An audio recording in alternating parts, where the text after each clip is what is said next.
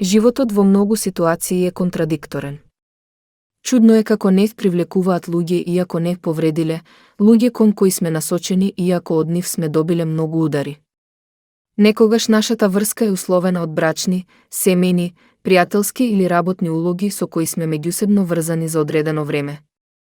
Но, ситуацијата станува чудна кога ќе почнат да не привлекуваат луѓе со кои немаме никакви формални поврзаности, како да постои нешто во нас што длабоко е поврзано со нив. Мислата која често се јавува кај ваквата привлечност е можеби овој пат ќе биде поинаку, тој таа навистина не е таков таква или јас ќе го ќе применам, а тоа е само еден облик на самозалажување. Што се однесува до личноста која веќе еднаш ве повредила, голема е веројатноста дека повторно ќе го стори истото. Чудно е како многу луѓе се уверуваат себе си и другите дека научиле од своите грешки и добиени удари, а потоа постојано ги повторуваат истите работи. Тоа кажува дека не можете мирно да стоите и да не преземате ништо.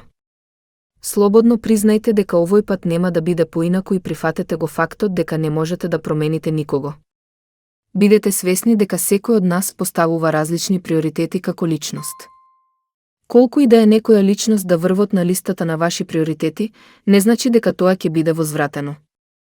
Признајте го тоа, бидејќи останатото е само игнорирање на реалноста.